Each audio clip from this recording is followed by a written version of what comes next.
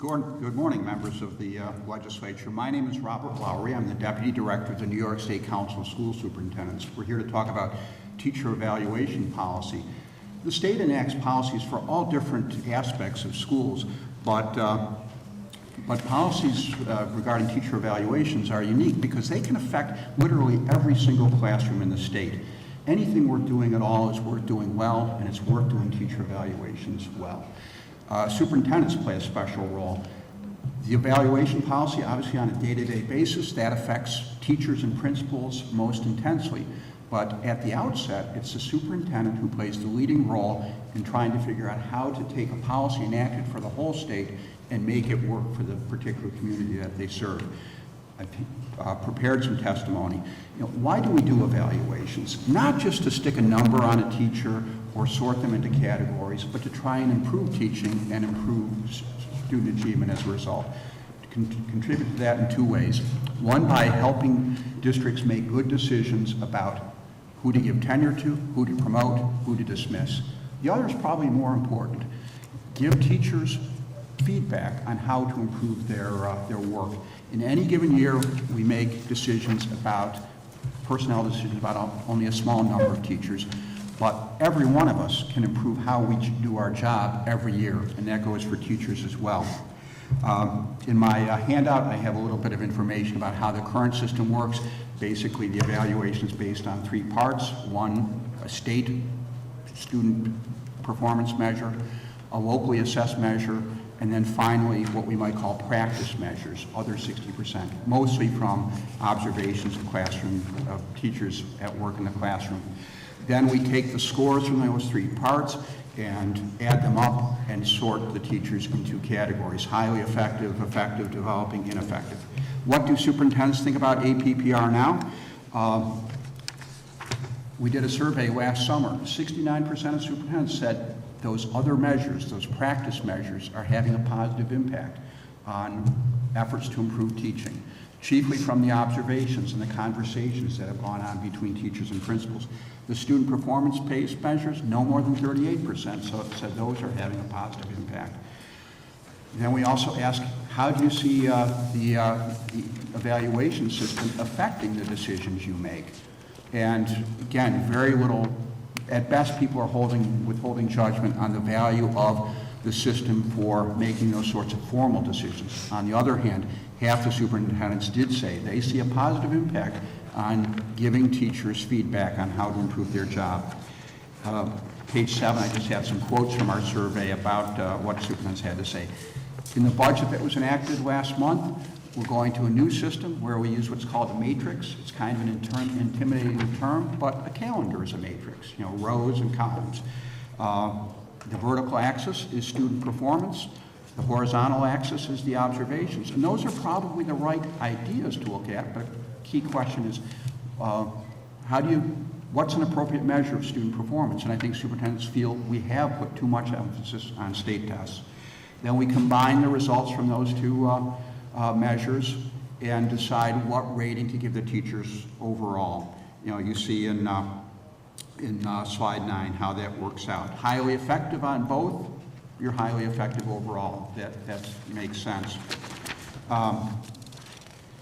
We're troubled by this. We think it hurts one aspect of the system that has worked well, and that is the observation part.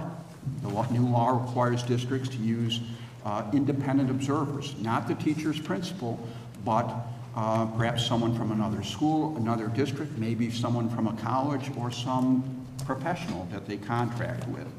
And we think that detracts from that feedback relationship between the teacher and his or her principal, who is at work in the school interacting with other teachers, with parents, and so forth. Also, the new law requires districts to negotiate changes to their plans by November 15th or lose state aid. And we think when that was imposed the first time around with this, it led to some bad decisions in how local plans were put together. Our goals for an evaluation system, again, maximize the value for improving teaching on a day-to-day basis, give districts valid information, good information for making formal decisions. Streamline the demands so it's not so much work for principals and detracts from their ability to do the other parts of their jobs, like interacting with families. Reduce the impact of the system on creating overstress on testing. And finally, structure the changes so that schools don't have to do too much more work in implementing the changes, negotiating new plans, providing staff training. So our recommendations would be to suspend the new system, authorize the regents to define the elements of a matrix, a new matrix, decide what we should use with, as a student performance measure. We would also say keep those practice measures that we use now, because again, districts say those are working well, they're getting value from it. Let the regents decide other aspects of the system. Don't penalize school districts for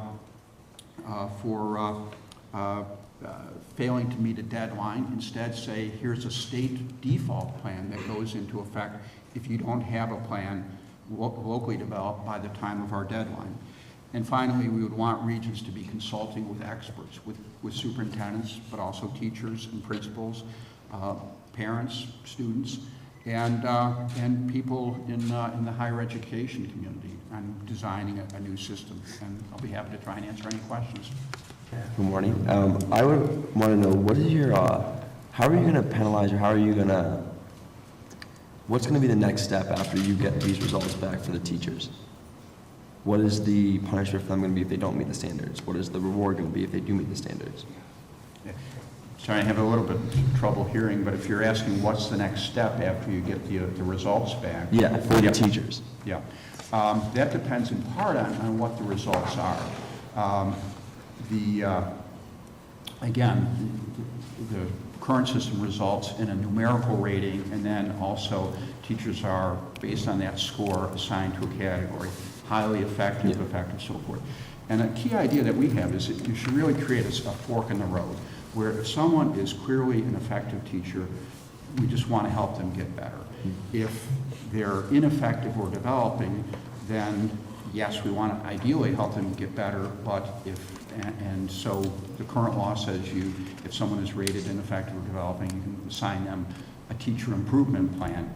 And, so that's the first step. And if the teacher still doesn't improve, then, hopefully the system is producing valid ratings. And so, if the teacher still doesn't improve, then you would, try and, remove them from teaching one or another. Say, have a conversation. We don't think you're really cut out for this work, or begin the formal process for removing teachers. What I would say from our interactions with superintendents in our survey is they're not confident that the ratings that result from this system accurately reflect the actual performance of teachers.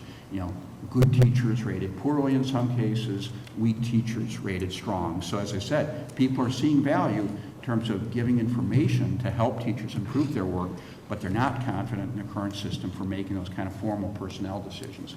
And I would agree with that, with the superintendent saying that. But how long would it take for bad teachers to be not teaching anymore? Well, right now, when someone starts out, they're a probationary teacher, and the district has 3 years to make a decision on whether to give that teacher tenure. And districts have a lot of flexibility to dismiss probationary teachers at any point. Once teachers earn tenure, it becomes more difficult. The enacted budget, the budget that the legislature and the governor approved back in March, does include changes in law to streamline the process for removing tenured teachers who are, not up to the job. Some of those, we're a bit concerned about, like saying you have to attempt to dismiss a tenured teacher who receives 3 straight ineffective ratings, because again, we're not confident in the results that come out of that process. It has been a long, drawn-out process for removing tenured teachers. The legislature made some changes a few years ago that reduced the time, And the changes enacted as part of the budget this year will help with that more. Thank you, Aiden. Sam has a question. Hello. In the pamphlet, you were talking about how good teachers are rated poor and weak teachers are rated strong. I just want to know how common this occurs and why you think that's the case. I'm sorry, did you say how some teachers are rated? Yeah, just that the ratings aren't accurate. Yes. I think there's a sense that the so-called state growth score, which is based on the 3 through 8 tests, bounces around a lot for individual teachers. That's one part. The locally developed measures of student performance, there are, those are seen as varying dramatically in quality, and partly because of concerns about the inaccuracy of the student performance-based measures, there's a sense that in some cases the other 60% measures, those practice measures, have been, the ratings from those have been overly generous in some cases, overly positive. So those are factors that contribute to it. Again, in our survey, we said, superintendents are at best withholding judgment on the value of those student performance-based measures. They are feeling more positive about the practice measures.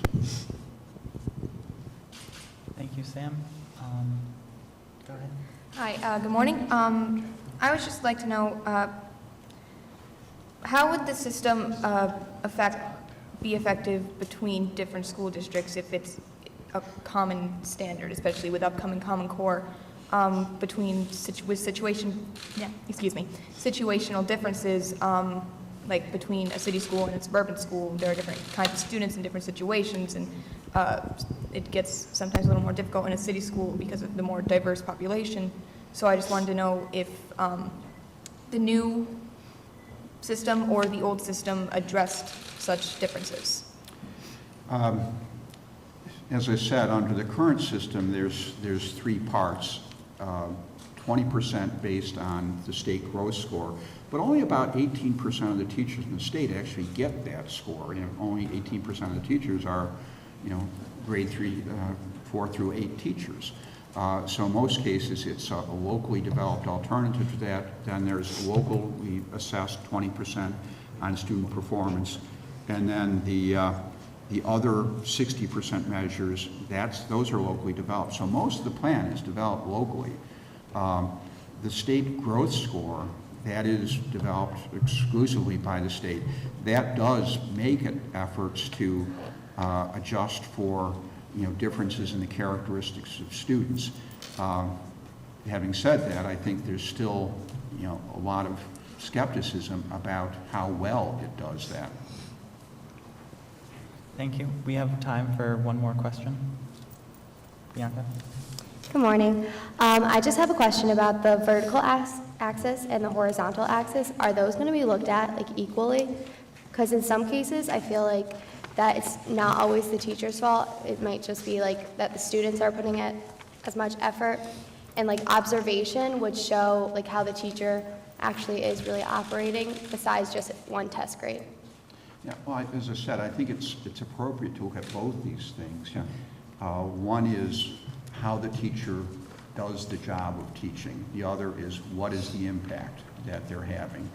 And, it's, as I said, there's a sense that the student performance measures, including the state growth score, bounce around a lot.